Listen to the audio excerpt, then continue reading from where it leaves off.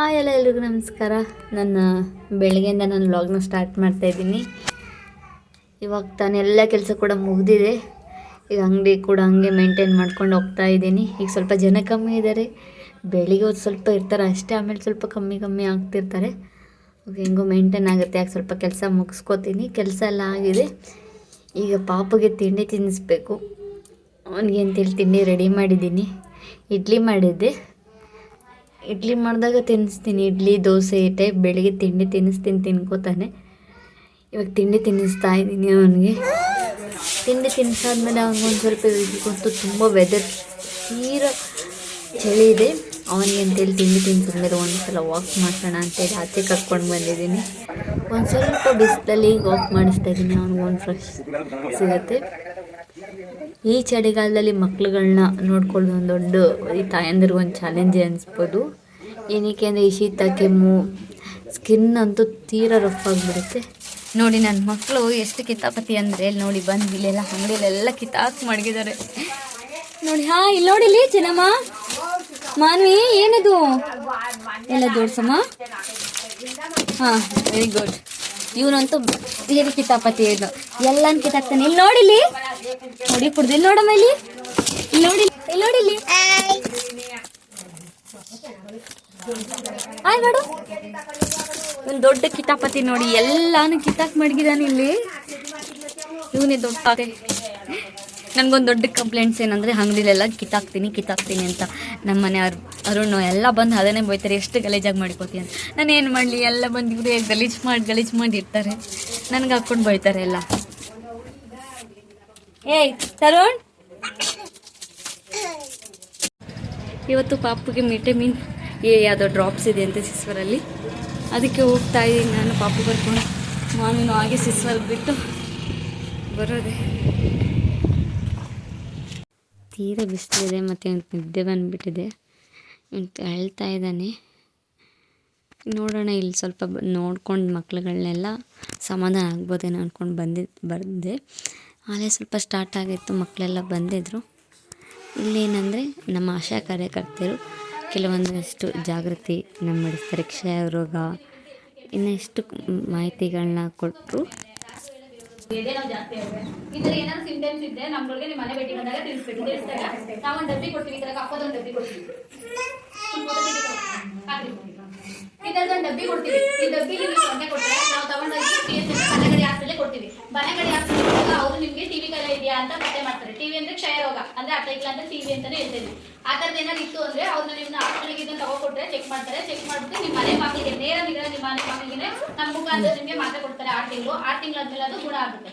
ಇದನ್ನ ಈಗ 100 ದಿನ ಮಾಡಬೇಕಂದ್ರೆ ಬೇಗ ಇರುವಂತ ಕಾಯಿಲೆಗಳೇನಪ್ಪ ಅಂದ್ರೆ ಟಿವಿ ಕೈಲ, ಬಿಪಿ, ಶುಗರು, ಕ್ಯಾನ್ಸರ್, ಹೃದಯಾಘಾತದಿಂದ ಡೆತ್ ಇಷ್ಟು ಸಮಸ್ಯೆಗಳು. ಇವು ಸಾಂಕ್ರಾಮಿಕ ರೋಗಗಳು. ಇದು ಮಾತ್ರ ಸಾಂಕ್ರಾಮಿಕ ಅಲ್ಲದ ರೋಗಗಳಂದ್ರೆ ನಾವು ಕ್ಯಾನ್ಸರ್, ಬಿಪಿ, ಶುಗರು ಇದು ಯಾರು ಅಲ್ಲದೆ ಇರುವಂತಹ ಸಾಂಕ್ರಾಮಿಕ ರೋಗಗಳು. ಟಿವಿ ಕೈಲ ಹಂಗಲ್ಲ, ಇದು ಸಾಂಕ್ರಾಮಿಕ ರೋಗ ಇದೆ. ಇದೊಂದು ರೀತಿಯಲ್ಲಿ ಹರಡುವಂಥದ್ದು, ಸೀನುವಾಗ ಕೆಮ್ಮುವಾಗ ಹರಡುವಂಥದ್ದು. ಈಗ ಪಕ್ಕದಲ್ಲಿ ಯಾರಿಗೂ ಒಬ್ಬರಿಗೆ ಗೊತ್ತಿರಲಿಲ್ಲ, ನಾವಾಗಿ ಟಿವಿ ಅಂತ ಗೊತ್ತಿರಲಿಲ್ಲ. ಅವ್ರು ಸೀನ್ದಾಗ ಕೆಮ್ಮಿದಾಗ ನಮಗೆ ಗಾಳಿ ಮುಖಾಂತರ ಮೈಕ್ರೋಬ್ಯಾಕ್ಟೀರಿಯಾ ಎಂಬ ಒಂದು ಇದರಿಂದ ಸೂಕ್ಷ್ಮದಿಂದ ಹರಡುವಂಥದ್ದು. ಅದಕ್ಕೋಸ್ಕರ ಏನ್ ಮಾಡಬೇಕು, ಎಲ್ಲರೂ ಒಂದ್ಸಲ ಮನೆಗೆ ಬಂದಾಗ ಇದೊಂದು ಸರ್ವೆನ ಮಾಡುವಾಗ ಒಂದ್ಸಲ ಸ್ಫೂಟಂ ಕೊಟ್ಟರೆ ಏನು ತೊಂದರೆ ಆಗಲ್ಲ, ಕ್ಲಿಯರ್ ಆಗುತ್ತೆ. ಈಗ ನಮ್ಗೆ ಗೊತ್ತಾಗುತ್ತೆ ನಾವೇನಾದ್ರು ಇತ್ತು ಅಂದ್ರೆ ನಿಮ್ಗೆ ಮನೆ ಪಕ್ಕ ತಿಳಿಸ್ತೀವಿ, ಈ ತರ ಇದೆ, ಟಿವಿ ಇದೆ, ಮಾತೆ ತಗೊಳ್ಳಿ, ನಾವೇ ನಿಮ್ಗೆ ತಂದ್ಕೊಡ್ತೀವಿ.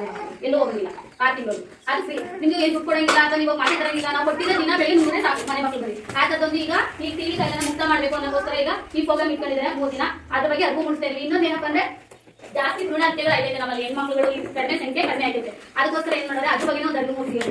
ಇಲ್ಲಿ ಏನ್ ಬೇಡ ನಮ್ಗೆ ಗಂಡ್ಮಕ್ಳೇ ಬೇಕು ಅಂತಂದ್ರೆ ಮತ್ತೆ ಹೆಣ್ಮಕ್ಳು ಸಿಗಲ್ಲ. ಅದಕ್ಕೋಸ್ಕರ ಎಲ್ಲರೂ ಇವಾಗ ಎಲ್ಲರೂ ಕೂಡ ಆಧಾರ್ ಕಾರ್ಡ್ ಕಲೆಕ್ಟ್ ಮಾಡ್ತಾರೆ. ಪ್ರೆಗ್ನೆಂಟ್ ಅಂದ ತಕ್ಷಣ ಆಧಾರ್ ಕಾರ್ಡ್ ಗೊತ್ತಾಗುತ್ತೆ. ಏಜ್ ಕಡಿಮೆ ಆಗಿ ಬಾಲ್ಯವಾಗಿದ್ದು ಕಷ್ಟನೇ. ಮತ್ತೆ ಅವ್ರು ಪ್ರೆಗ್ನೆಂಟ್ ಆಗಿ ಅಪಾರ್ಷನ್ ಹೋದ್ರು ಆಗಲ್ಲ. ಮೊದಲೇ ಹೋಗಿರೋನ್ನ ಅರೆಸ್ಟ್ ಮಾಡ್ತಾರೆ, ಪ್ರೆಗ್ನೆಂಟ್ ಆಗಿರೋರು ಮಾಡ್ತಾರೆ, ನಮ್ಮನ್ನು ಮಾಡ್ತಾರೆ, ನಿಮ್ಮನ್ನು ಮಾಡ್ತಾರೆ, ಜೈಲಿಗೆ ಅಲ್ವಾ. ಅದಕ್ಕೋಸ್ಕರ ಇವಾಗ ಏನಾಗುತ್ತೆ ಅಂದ್ರೆ ಯಾವ್ದು ಹೆಣ್ಣಾಗಿ ಗಂಡಾಗಿ ಅಬೋಷನ್ ಮಾಡ್ಕೋಬಾರ್ದು. ಆಮೇಲೆ ಇವಾಗ ತಾಯಿ ಮರಣ ಕೂಡ ಜಾಸ್ತಿ ಇರ್ತೈತೆ, ಶಿಶು ಮರಣ ಜಾಸ್ತಿ ಇರ್ತೈತೆ. ಯಾಕೆ ಅಂದ್ರೆ ಮಗುಗೆ ಅವ್ರಿಗೆ ಏಜ್ ಆಗಿರಲ್ಲ, ಗರ್ಭಕೋಶ ಬೆಳವಣಿಗೆ ಆಗಿರಲ್ಲ, ತಡೆಯೋ ಶಕ್ತಿ ಇರಲ್ಲ. ಅಂತ ಟೈಮಲ್ಲಿ ಡೆತ್ ಆದಾಗ ತಾಯಿನೂ ಕಡೆ ಹೋಗುತ್ತೆ, ಮಗುನು ಹೋಗುತ್ತೆ. ಆ ಥರದ್ದು ಆಗಬಾರ್ದು ಅನ್ನೋಕ್ಕೋಸ್ಕರ ಇದು ಸಭೆ ಮಾಡಿ ವಿಟಮಿನ್ ಎ ಕೂಡ ಜೊತೆಲಿ ಹಾಕಿ ನಿಮ್ಗೆ ಅರಿವು ಮೂಡಿಸಿ ಅಂತ ಹೇಳಿದ್ರು. ಇವಾಗ ಸಣ್ಣ ಸಭೆ ಮಾಡಿದ್ವಿ. ತೂಕ ಕಡಿಮೆ ಆಗೋದು, ಊಟ ಸೇರದೆ ಇರೋದು, ಸುಸ್ತಾಗೋದು, ಧರ್ಮ ಆಗೋದು, ಬೇವ್ತಾ ಇರೋದು, ಆ ಥರದ್ದೆಲ್ಲ ಲಕ್ಷಣಗಳು ಅಲ್ಲೇ ಕೊಟ್ಟಿದ್ದೀವಿ. ಆಮೇಲೆ ಇವಾಗ ಡೆಂಗು ಜಾಸ್ತಿ ಆಯ್ತೈತೆ, ಮಕ್ಳುಗಳು ಸಾವು ಹೋಗ್ತವೆ. ಇವಾಗೆಲ್ಲ ಡೆಂಗು ಜಾಸ್ತಿ ಆಯ್ತು. ಹಂಗಾಗಿ ತೊಟ್ಟಿ ಇವಾಗ ಹೆಂಗು ಕೊರೆ ಟೈಮ್ ಅಲ್ವಾ, ತೊಟ್ಟಿಗಳು ಡ್ರಮ್ಗಳನ್ನ ನೀಟಾಗಿ ತೊಳ್ಕೊಳ್ಳಿ ಅಂತ ಅರಿವು ಮಾಡ್ತೀವಿ. ಇನ್ನೊಂದೇನಪ್ಪಾ ಅಂದ್ರೆ Ayushman Bharat health service card ಹೇಳಿದ್ರಲ್ವಾ ಆರೋಗ್ಯದ ಬಗ್ಗೆ, ಅದೇನಪ್ಪಾ ಅಂದ್ರೆ ಇವಾಗ ಫ್ರೀ ಚಿಕಿತ್ಸೆ ಯಾರಿಗಾರು ಹುಷಾರಿಲ್ಲ ಅಂದ್ರೆ, ಇವಾಗ ನಾನೇ ಹುಷಾರಿಲ್ಲ ಮರುಬಿಟ್ಟಿದೆ ಇವಾಗ, ಅದು ನನ್ಗೆ ಉಪಯೋಗ ಆಯ್ತು. ಆತರ ಒಂದ್ 70,000 ಒಂದ್ 50,000 60,000 1,00,000 2,00,000 ಆ ತರನ ಇವಾಗ ಗೌರ್ಮೆಂಟ್ ಹಾಸ್ಪಿಟಲ್ ಬಗೆಹರಿಸ್ತಾರೆ, ಗೌರ್ಮೆಂಟ್ ಹಾಸ್ಪಿಟಲ್ ಬಗೆಹರಿಸ್ತಾರೆ, ಅಲ್ಲೇ ಆಗುತ್ತೆ ಅಂದ್ರೆ ಅಲ್ಲೇ ಕ್ಲೇಮ್ ಮಾಡ್ತಾರೆ. ಆಗಿಲ್ಲ ಅಂದ್ರೆ ನಿಮ್ ಕಾಮಾಕ್ಷಿಗೆ ಹೋಗ್ತೀನಿ ಅಂದ್ರೆ ಅಲ್ಲೂ ಮಾಡ್ತಾರೆ. ಅಷ್ಟ್ ಮಾಡಿ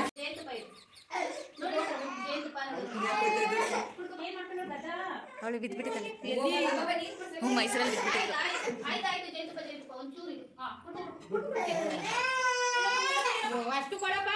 ಏನಾಗಲ್ಲ ಬಾ ಬಾ. ಚೆನ್ನಾಗಿತ್ತಲ್ಲ, ಚೆನ್ನಾಗಿತ್ತ ಮನಿ. ನಮ್ಮ ಪಪ್ಪು ಕೂಡ ವಿಟಮಿನ್ ಡ್ರಾಪ್ಸ್ನ ಹಾಕ್ಸ್ದೆ. ಸದ್ಯದಲ್ಲೇ ವ್ಯಾಕ್ಸಿನ್ ಕೂಡ ಇದೆ, ಅದನ್ನು ಕೂಡ ಹಾಕ್ಸ್ಬೇಕು. ಈಗ ಮನೆಗೆ ಓಡ್ತಾ ಇದ್ದೀನಿ. ನನಗೆ ನಿದ್ದೆ ಬಂದಿದೆ, ಟೈಮ್ ಕೂಡ ಆಗಿದೆ, ಊಟ ಮಾಡಿಸ್ಬೇಕು. ಸಿಸ್ಕರ ಅಲ್ಲಿ ಮನೆ ಬಿಟ್ಟು ನೋಡಿ ಎಷ್ಟು ಚೆನ್ನಾಗಿದೆ. ಸ್ವಲ್ಪ ಆಚೆ ಇದೆ, ಫುಲ್ ಹೊಳೆ ಇದೆ ಸುತ್ತ, ತುಂಬ ಚೆನ್ನಾಗಿದೆ. ನಮ್ಮೂರು ನನಗೆ ಖುಷಿ, ಅವ್ರವ್ರಿಗೂ ಎಲ್ರಿಗೂ ಖುಷಿನೇ. ಹಂಗೆ ಬರ್ತಾ ನಮ್ಮ ಮನೆಗೆ ಬಂದೆ, ಅಂದರೆ ನಮ್ಮ ಅತ್ತೆ ಮನೆಗೆ. ಈಗ ನಾನು ಸದ್ಯದಲ್ಲಿರೋದು ನಮ್ಮ ಅಪ್ಪನ ಮನೆ ಹತ್ರ, ಏನಕ್ಕೆ ಅಂದರೆ ಸರ್ಕಲಾಗಿರೋದ್ರಿಂದ ಅಲ್ಲಿ ಅಂಗಡಿ ಮಾಡ್ಕೊಂಡಿರೋದ್ರಿಂದ ಅಲ್ಲಿದ್ದೀನಿ. ಇಲ್ಲಿಗೂ ಬರ್ತಿರ್ತೀನಿ, ಎರಡೂ ಕಡೆ ಮೇಂಟೈನ್ ಮಾಡ್ತಾಯಿದ್ದೀನಿ. ಅತ್ತೆ ಮಾವ ಹೊಲ್ದ ಹತ್ರ ಹೋಗಿದ್ದಾರೆ, ಅದರಿಂದ ಒಂದೇ ಆದರೆ ಇರಲಿಲ್ಲ ಅವರು. ಹಿಂಗೆ ಅಲ್ಲಿ ಪಕ್ಕದಲ್ಲಿರುವಂತಹ ಎಲ್ಲರೂ ಮಾತಾಡಿಸ್ಕೊಂಡು ಅವ್ರು ಸ್ವಲ್ಪ ರೇಗಿಸ್ತಾಯಿದ್ರು ಪಾಪನ ಎತ್ಕೊಂಡು. ನೋಡಿ ಎಷ್ಟು ಖುಷಿ ಆಗುತ್ತಲ್ವ, ನನಗಂತೂ ಖುಷಿ. ಅತ್ತೆ ಮನೆ ಅಪ್ಪ ಮನೆ ಎರಡೂ ಖುಷಿನೇ, ಎರಡೂ ಕೂಡ ಮೇಂಟೈನ್ ಮಾಡಲೇಬೇಕಲ್ವ ಪರಿಸ್ಥಿತಿ. ಎಲ್ಲರೂ ಕೂಡ ಸಪೋರ್ಟಿಂಗ್ ಆಗಿದ್ದಾರೆ, ಅದೇ ಖುಷಿ ನನಗೆ. ಅವ್ರು ಹೊಲ್ದ ಹತ್ರ ಬರೋದು ಲೇಟ್ ಆಗುತ್ತೆ ಅಂತ ಅಂದರು. ಹಾಗೆ ಇವನಿಗೂ ಕೂಡ ನಿದ್ದೆ ಬಂದಿತ್ತಲ್ಲ, ಸ್ವಲ್ಪ ಅಂಗಡಿ ಓಪನ್ ಮಾಡಬೇಕು ಅಂತೇಳಿ ಇವನು ಕರ್ಕೊಂಡು ಈಗ ಓಡ್ತಾಯಿದ್ದೀನಿ. ಸ್ವಲ್ಪ ದೂರ ಅಷ್ಟೇ, ಹೋಗಿ ಓಡಾಡ್ಕೊಂಡು ಹಾಗೆ ಹೋಗ್ಬಿಡ್ಬೋದಲ್ಲ.